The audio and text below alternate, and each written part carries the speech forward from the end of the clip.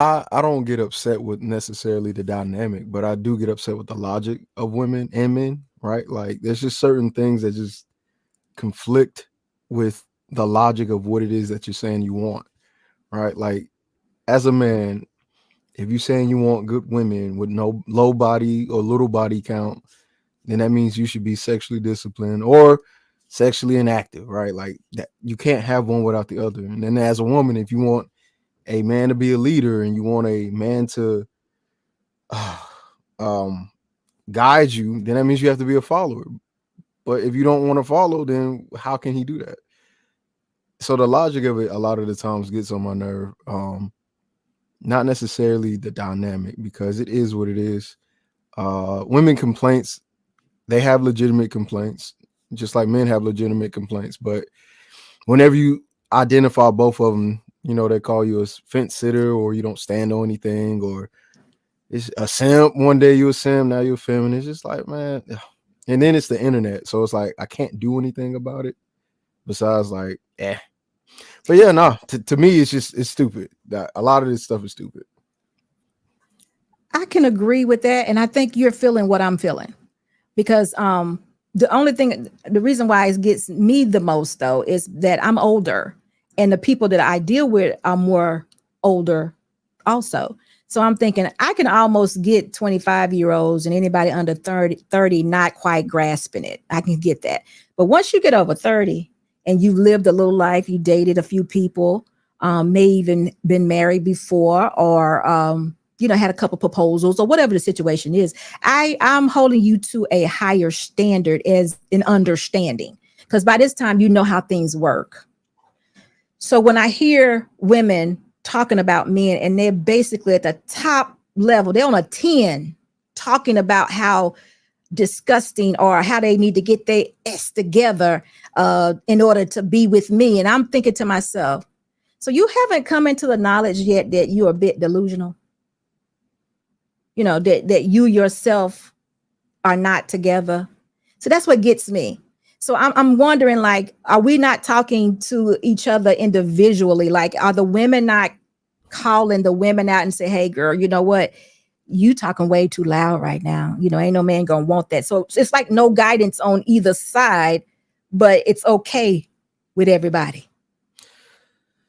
So the way that women bypass that is through accomplishments. It's like the typical saying, like it's education and accomplishments. And every metric, women are outdoing men in that. So they use that um as their leverage point. Like, hey, y'all not in school. Y'all who I need a man that's graduated, right? Like they start adding those qualifications, which again, if you don't meet him as a man, then you can't get mad at her for doing those things that technically you can do too. So with women, it's like they bypass the things that you're talking about, like, you're being loud. It's like, well, I have a right to be loud, right? And then they start taking on the what do you call it? The burdens of like women before time, where all these years women didn't have these right or this ability to do that. Now we doing better than y'all. It's like everything that is being done is a get back for women. It Get back. seems like And see, like that's where I'm at. This get back thing, these are things that don't apply to me. These are things that I've heard or someone else may have experienced and told me about. It may not be things that are going on in my own life. Is that what you're saying? really, yeah. And it's perpetuated in school. Like it's perpetuated through their education, through media, everywhere. Women have this chip on their shoulder that, in all honesty, I don't know why it exists. For current women, I mean, of women of the past, that makes sense, right? You don't have the rights. You didn't have the ability to vote. You didn't have the ability to go to school. A lot of these things, you didn't. But if you were born in 2000, why do you have this mindset? Like I'm missing it. That's why we added the word current. But I agree. I understand that part. I do. I understand what you're saying. And I think the women have accomplished a lot. And if that's what they want, then that's fine. I even get the fact that they have preferences, meaning if they want a man at a certain intellectual level, going to college degree or whatever. Yeah, no. I see nothing wrong with that. Nothing at all. But why am I angry towards the ones that did not?